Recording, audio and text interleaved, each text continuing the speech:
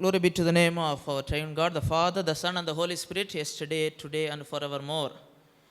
I welcome each and everyone to this evening English service. May God bless each and every one of us. Let us all turn our attention to the book of Acts, chapter 9, verses 33 to verse 42.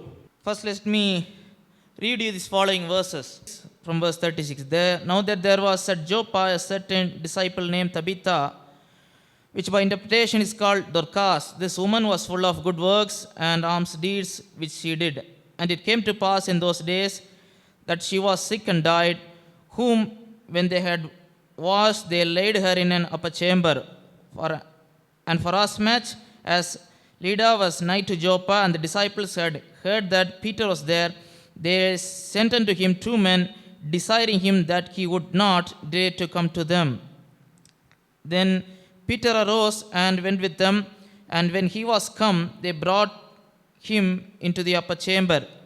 And all the widows stood by him weeping, and shewing the coats and garments which Dorcas made while she was with them.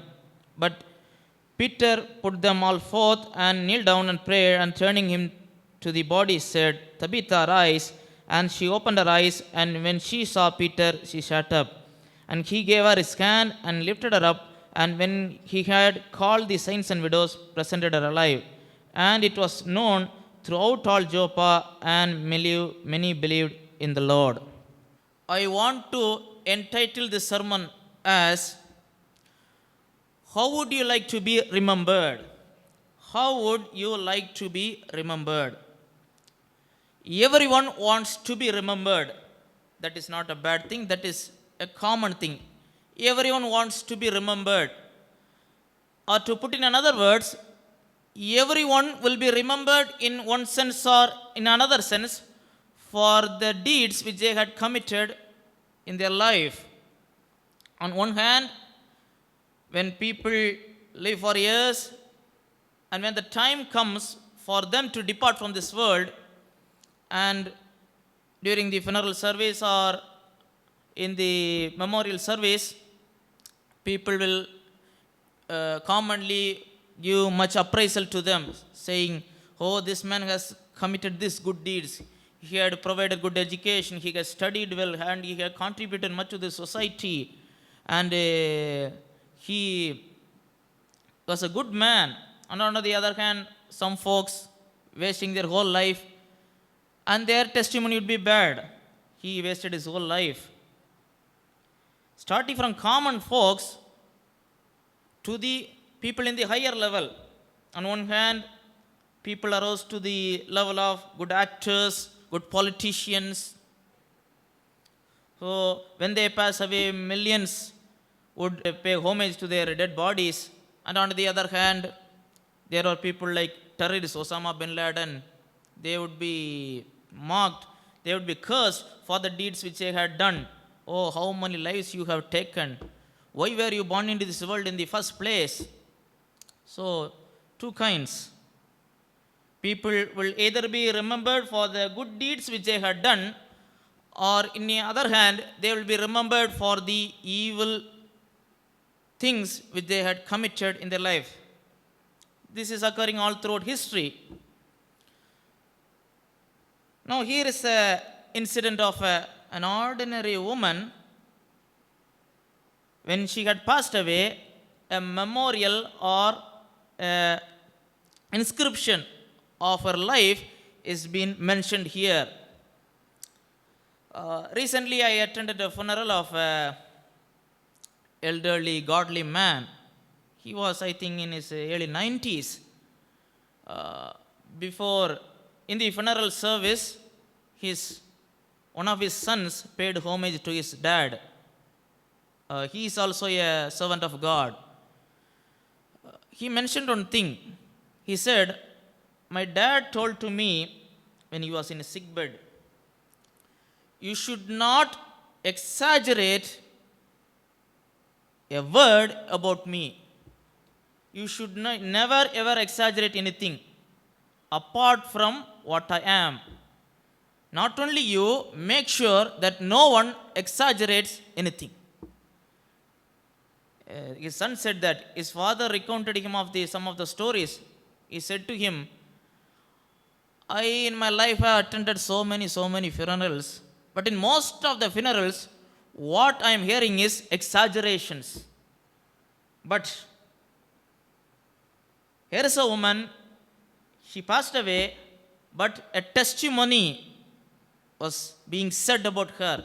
This testimony was recorded by the God, the Holy Spirit. So here there is no room for exaggerations, no room for lie, but only truth.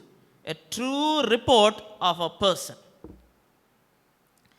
We are going to meditate upon some of the things which the Lord had an appraisal for her, and from that we should apply some things in our life, and we should be asking ourselves, how would I like to be remembered when I pass from this age to the eternity? Death, one day or other, we will all see death. If the coming of the Lord tarries, we should all pass from this life to eternity through death. That is a door. So, when we pass away from this world, what is the legacy which we are going to live in this world? That is very important. What is the legacy which Dorcas had left in this world? Now, let us see some of the principles or some of the applications. Verse 36. Now there was at Joppa a certain disciple named Tabitha, which by interpretation is called Dorcas. She was introduced as a disciple of Lord Jesus Christ. What a flattering introduction. There is no better introduction than this introduction. She was a disciple of the Lord. This is how God the Holy Spirit is opening her life to us. He does not say, what a sinful woman. Oh, the sinful woman named Dorcas lived. No. A certain disciple. The very first thing God mentions here is she was a disciple. She was a disciple. There is no much greater privilege than being called as a true disciple of Lord Jesus Christ. Who is a disciple of Lord Jesus Christ? In the primary sense or in the first sense, a disciple is one who acknowledges himself as a sinner, wretched sinner, buried and died in trespasses and in sins, and looks for Lord Jesus Christ to rescue him, and rescued and made alive by the finished work of Lord Jesus Christ and by the work of God the Holy Spirit in them. A disciple is one who was made alive, was born again by the triune God, who was saved from the trespasses and sins and saved from the eternal damnation. That is what is a disciple is referring to in the first sense. But we should not stop at there. Not only a person should only be rescued or to be saved from the eternal condemnation of hell or the eternal condemnation of God, but after he is saved, after he becomes a child of God, he should be worthy of called as a disciple. A disciple is one who is following the footsteps of his master. Here, the footsteps are the ways and precepts of Lord Jesus Christ, or the ways and precepts of Scripture. A disciple is one who follows Lord Jesus Christ. I am a follower of Jesus Christ. I love Jesus Christ. I am saved by Jesus Christ. I have surrendered myself to the call of God, and my aim is to live for the glory of God. Nothing more and nothing less. That is what a disciple is referring to. accepting Jesus Christ as a Lord and Savior, that is the first phase. Many are content with that. I am accepted Lord Jesus Christ. He is my Savior. He is my Lord. He is my Lord means He is my owner. Lordship means ownership. He is my owner. I am His servant. My task is to accomplish or to do the things which had been handed over to me by my master. That is what a disciple is referring to. You should not misunderstand me. Oh, you are asking everyone of us to preach, every one of us to teach the Bible. No. That is a gift of God. Preaching is a gift. Teaching is a gift. God has provided each and every believer with gifts according to their calling. But each and every one has to follow Lord Jesus Christ, has to be a living witness of God in this world, to shine as light upon this world, in this dark world. He is our Lord. Jesus is our Lord. We should always be preoccupied with that thinking. He is my Lord. Am I surrendering am I living for God in my day-to-day life? Am I surrendering to His call? Am I surrendering to His will? That is not just only on the day you are saved. That is not only for Sunday. That is not only for Good Friday. That is not only for Easter, not only for Christmas. If the Holy Bible were to be written today, and instead of Dorcas, my incident is being reported, would God the Holy Spirit starts by mentioning as Moses Raj is a disciple of Jesus Christ? We have to think about that. Because each and every word and each and every precept is inspired by the Spirit of God. God used Luke to write the Acts of Apostles, but he wrote under the superintending work of the Holy Spirit. So the word is important. She was a disciple. First, she was a disciple, that is, she lived all throughout her life in honoring the true God, the triune God, in all her walks of her life. She was not sinless, but she strived. That is what a disciple is supposed to do. We cannot attain sinless perfection in this life. Some people are teaching that heresy. We can be completely sinless in this world. That is impossible. Even Apostle John, when writing his epistle, he says, if you are to say we are without sin, we are a liar. But we must strive. Today I have lived, starting from morning to up till this time. What have I done? What am I thinking about? What have I said? What did I do today for the glory of God? What did I do today to fulfill the Great Commission? Had I lived today as a disciple of Jesus Christ? This woman, first, she was a disciple. Second, she was full of good works and alms which she did. She was a disciple. Second, she did good works. The Bible backs up this claim, not merely mentions her as a disciple. It adds that her life is filled with good works. We are not saved by good works. We should be clear on that. No one will be saved by his good works. If a person were to be saved by good works, there is no need for Lord Jesus Christ to come into this world and die for sinners. Because no one will be saved by good works, Jesus had come in the first place and He bore our sins in the Calvary and He paid the ransom for our sins. That is what is recorded in Ephesians chapter 2, verses 8 and 9. Not of works, for by grace are ye saved through faith, and that not of yourselves, it is the gift of God, not of works, lest any man should boast. No man could boast of his salvation, because that is a gift of God. In the concluding verses of the book of Revelation, Jesus gives to this world a final call. Let who be thirst, let him come, and let him quench his thirst.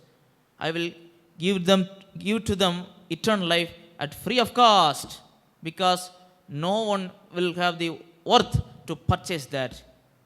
If God were to put a stamp of price, no one will be able to purchase that. So he has provided for us free of cost.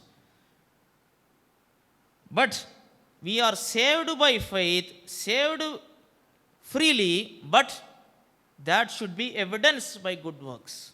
That is what the scripture is mentioning. Verse 10, Ephesians chapter 2 and verse 10. For we are his workmanship, created in Christ Jesus unto good works, which God hath before ordained that we should walk in them. Created in Christ Jesus unto good works. Created in Christ Jesus unto good works. First, we are receiving divine righteousness, the imputed righteousness of Jesus Christ, and that should reflect in our life. That is reflected in the life of Dorcas. Everywhere she went, she did good works. She did not create any quarrel in the church. She did not blatantly mock anyone. She did not curse anyone. She did not stumble anyone into falling into sin. But good works. What good works? Good works with the Bible commands. Good works with the Bible commands us to do. Under the guiding principles of scriptures. She did everything. First, she was a disciple. Second, she did good works. If a person is saying, I love Jesus so much, and he says, I have been saved for 10 years, I was a Christian for 50 years, my father, great-grandfather for 10 generations, we are Christians. But there is no sign of a work of the Holy Spirit. And then we had to ask a question, is that person really saved to begin with? Was he really saved? Or is he just lying? Good works differ. Our fruit giving differs. Our discipleship differs. Our Christian growth differs. Some remain as Christian babes for years and some grow very fast. Some people were only saved a few years before. They grow spiritually very fast than the folks who are sitting in the front rows for years. Many factors affect that. But if there is not any chance, no good works found in a person, and a person says, I love Jesus Christ, there is a question in that. And third, and it came to pass in those days that she was sick and died. Disciple did good works, died. Disciple did good works, died. That's all. End of the chapter. She was sick and died. We are not told what kind of sickness he went through and what age she was in. Whether she was an old woman or a young woman or a middle-aged woman, we are not told the details. But she was sick and she died. Death can befall us at any moment. Some folks are deceived by these things. Good works, loving the Lord, following the Lord. I am now only entering in my 20s, my teenage, my 30s. After my retirement, there is age to come. After I have done everything, after enjoying everything, after enjoying the world with the world has to offer, I will follow the Lord. No. You and I will never know when death will befall us. For Christians or for believers, we can be sure about one thing. Without the wish and will of God, no one can snatch us. No one could take our life. No accident, no pestilences, no electrocution, no flood, no tsunami. No one could kill us. No disease could take us without the permission of God. But we don't know when that day is going to arrive upon us. But she died. The other disciples were told that Peter was nearby, so they sent unto him two men, desiring him that he would not delay to come to them. So these folks were demanding Peter to come to the residence of Dorcas. For what? To complain about her life? No.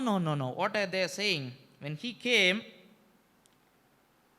they stood by him, weeping and shewing the coats and garments which Dorcas made while she was with them. She supported widows, orphans, who are not being cared for by the society. Even today, when a woman loses her husband in her early life, her life is wretched. How the situation would be 2000 years before, when a woman became widow. She cared for these widows. What a good testimony. She did not live her life completely for her, but for others. A bunch of people surrounds Peter and they say, see these clothes. She had made them for us. One thing I had to mention, you cannot lie to Peter. In Acts chapter 5, two folks lied to Peter and they were laid to rest the same day. So, they cannot lie to Peter. They told Peter what she had did. She loved the Lord, she helped others, and now she died. And what a good testimony is being reported of her deeds to Peter. We are not told whether they believed that Peter would raise her from the dead. They did not ask for him to pray and to bring back her from the dead. But what a bond is there between her and other believers. A true discipleship brings true bonding. And then what happened? Peter prayed, and finally the last D is Tabitha, arise. She was a disciple. First D is disciple, second D is did good works, third D is died, and fourth D is Tabitha or Dorcas, arise.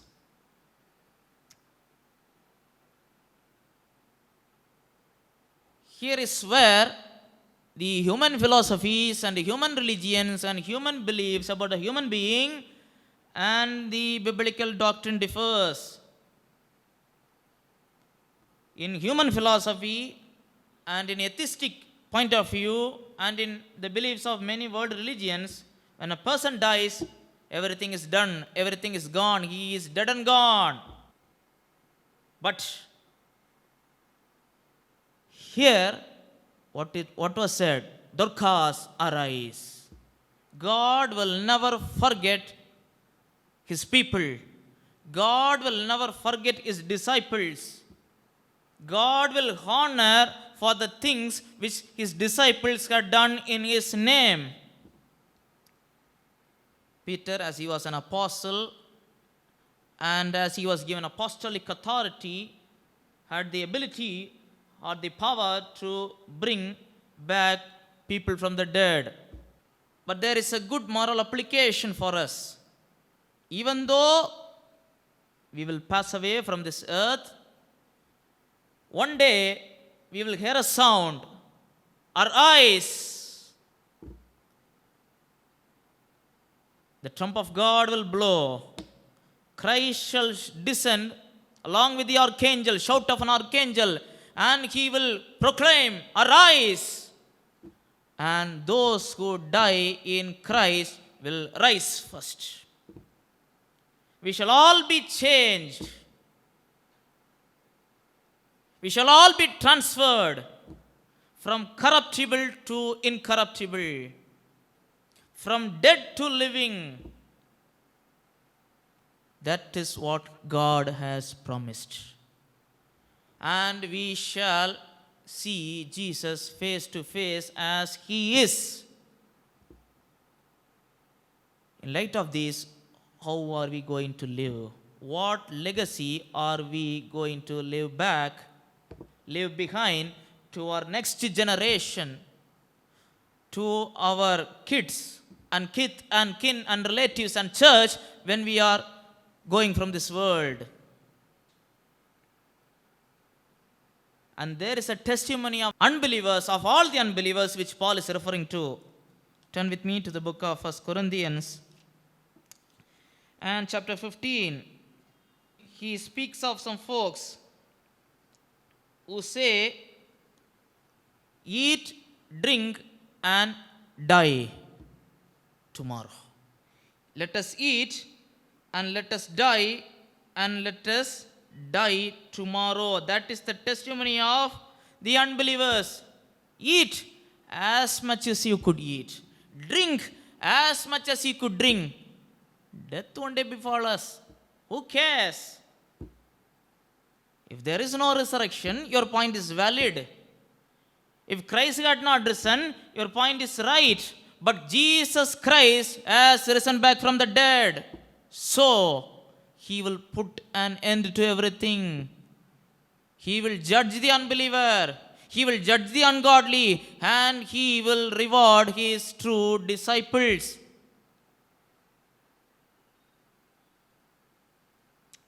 Paul is referring that in verse 32. If after the manner of men I have fought with beasts at Ephesus, what advantage it me if the dead rise not? Let us eat, drink, tomorrow we die. So, I want to close this sermon with a challenge. How would you like to be remembered when you pass away from this world? Eat, drink, tomorrow die, or disciple, do good works, die, arise. God has given that opportunity to choose life and death to each and every human being. What we are going to do? Are you saved? Are you truly being delivered from the clutches of hell? Are you living for Lord Jesus Christ? If you are saved in the first place, are you striving to live for God in all your walks of your life? If that is not the case, God is here to help us. God, the Holy Spirit, is here to help us. Let us ask God, God, I want to live a meaningful life. You may be wondering how to live as a disciple. What are the steps? What are the precepts, commandments, do's and don'ts? Everything is expounded in very one verse. 1 Corinthians chapter 10 and verse 31. Whether therefore ye eat or drink or whatsoever ye do, do all to the glory of God. 1 Corinthians 15, some folks say, we eat, we drink to fulfill our desires. But to live as a disciple, what is Paul saying? Simple. Eat, drink, do for the glory of God. Simple. Everything I do, that is for the glory of God. Let the triune God help each and every one of us to receive a good commendation from Lord, like the commendation, like the appreciation which Dorcas received.